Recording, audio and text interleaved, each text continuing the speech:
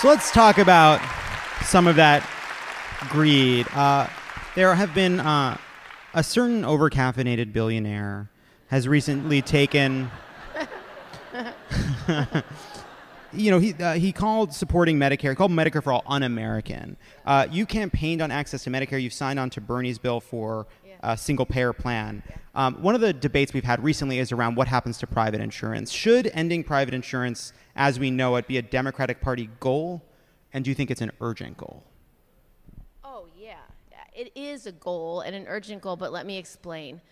I ran on Medicare for All in 2006 in my upstate New York 2-to-1 Republican district. And the reason I ran on that message was because I listened first. I traveled around the district, asked people what's on your mind, what's your worry. Overwhelmingly, they said, I'm worried about access to health care. I'm worried about being dropped because of a pre-existing condition or too much deductible or copay or monthly premiums. And so I said, well, how would you feel if you could buy into Medicare at a price you could afford? Would that work for you? That it'd be open to you no matter what, Medicare for all. And they said, oh, I would love that. And we explained, well, clearly what will happen is you'll create competition in the system because the for-profit insurance companies, their obligation is to their shareholders, not to their patients. Their goal is actually to make money every quarter, pay their CEOs millions of dollars, and they put a big enormous fat in the system, enormous cost in the system, because their priority is their returns and their profits. They deny you an extra day in the hospital or a certain medicine because they will make more money if they do, not because it will make you healthier. So describing this to the district and the people who live there was something that they fully understood and said, yeah, we'd love more competition. We'd love a not-for-profit public option. So that's what I ran on. When Senator Sanders was working on his bill, I asked if I could write the part about the transition.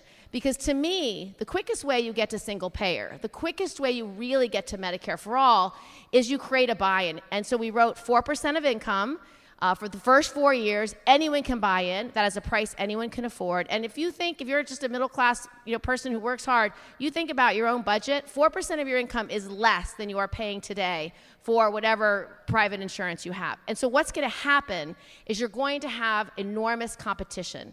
And I don't think for-profit providers will be able to compete because they have to have that layer of fat, they have to have that shareholder value, they have to have that quarterly profit.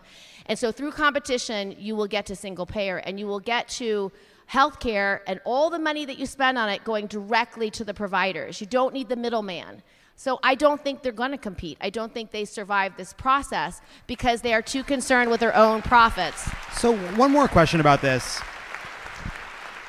On the one hand, I think there's been this criticism of the left that there's a lot of Democrats out there that are trying to blur the difference between access to Medicare and truly single payer. And at the same time, I think that there's some concern on the part of people that are proposing more access and like public option type programs that some on the left aren't worrying enough about the transition period. And you've talked about this transition where there's an access period, but a new CNN poll found that among people who support a national insurance program, they do not support completely replacing the private insurance system. Do you think that even in a system where there's a period of time where people can buy in, do you think that we're talking enough about the political ramifications, even if it's the right thing to do, the political ramifications of telling people that their private insurance may go away? I don't think you have to tell anybody anything. I think if you just give them a choice of having a not-for-profit public option whose goal is to make sure you are healthy and have the medicine you need and the care that you need, instead of an insurance company that's goal is to make sure that their shareholders get a quarterly profit, it's not even going to be a close decision. People are going to choose to give the money directly to the doctors, to the hospitals, to the healthcare centers, not to the insurance companies. And the truth is, you don't need a middleman. You don't need a middleman. If you believe that healthcare is a right and not a privilege, which I think the majority of Americans, if not all Americans, believe, if you believe that healthcare should be a right and not a privilege, then you should make sure you have universal access that's affordable. The quickest way to do that is Medicare for all, having the not-for-profit public option. It gets you to single payer fastest. If there's a private sector market that's still working, God bless them. That's their issue. Our issue is universal coverage that is quality and affordable care for everyone. I don't think there's going to be a role for insurers because if you want to go get plastic surgery, you can pay for that. That's good to know. That's the extra stuff that's there for you.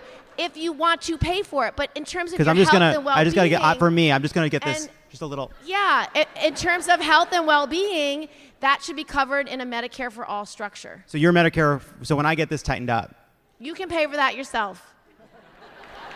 shame. I liked Senator Gillibrand. No, okay. So